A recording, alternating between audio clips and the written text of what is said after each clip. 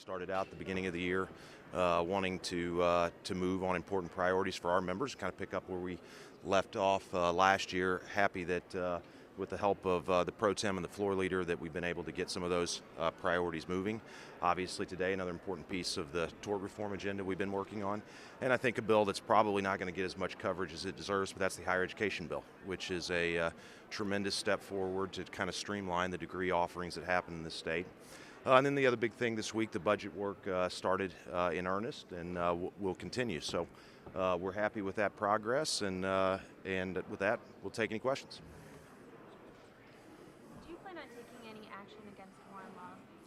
We have the Ethics Committee finished their hearing. Our process is that they prepare a report to deliver to me. I know that they are in the final drafting stages of that process. I talked with Chairman Austin about that this week, and so when they deliver the report, we'll see what the recommendations are and make a decision then. Do you have any comments on some of your members last week calling for the governor's resignation? Look, we have a diverse caucus, we have a diverse membership, and I think it's always important for our members to have the ability to express what's on their mind and represent their districts the best way they know how. So I'm proud and happy when our members do that. Do you have any, some of them were critical, you were a lot harder on Senator Gosen than the governors. Look, I'm happy to have those members express their opinions on things, and I think they were heartfelt things that those members said, and I'm encouraged by the fact that members are taking this issue seriously, as we've always taken these types of issues seriously, and we'll continue to take them seriously moving forward. Yes.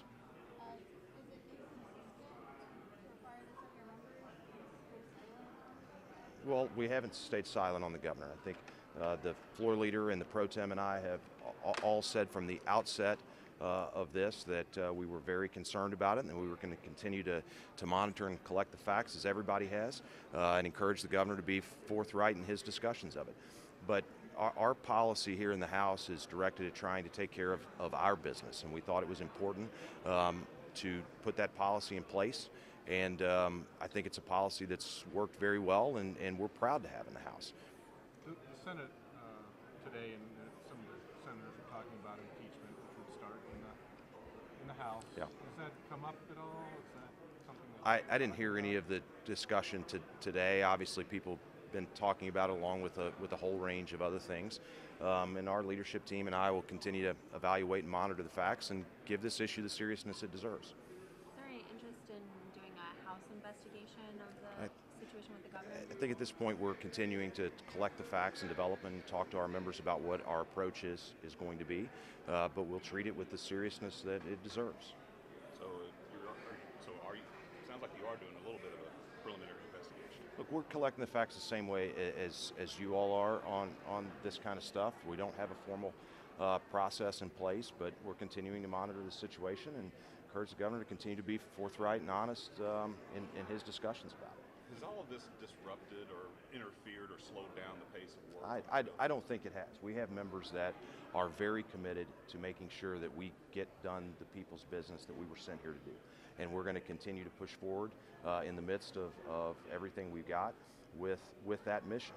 And I've been very encouraged by the work that our committees have done over the last 3 weeks. I've been very encouraged by the quick start that the budget committee's got on the incredibly difficult task of balancing that $28 billion budget.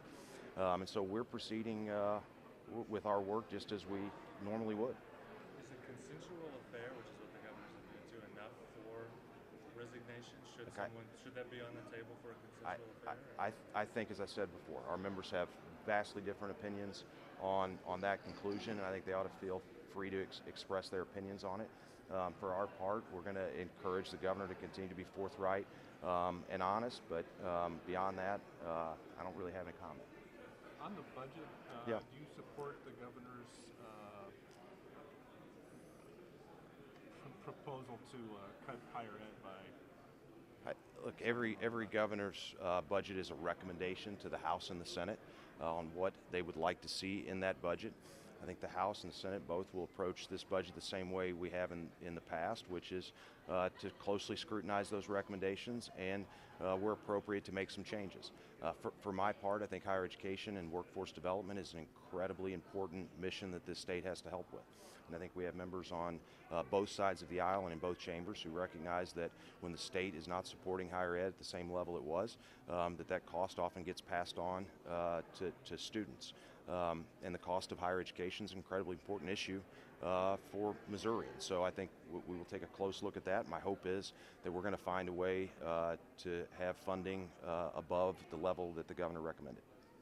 Circling back to Warren Love, the committee initially had voted to recommend some action, and Warren Love was basically able to sidestep that, saying he just disagreed with that. Is that an appropriate process?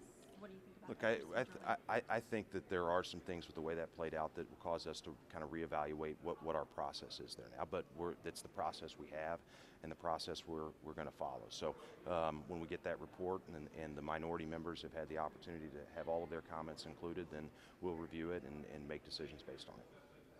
Thanks, guys. Have a great weekend.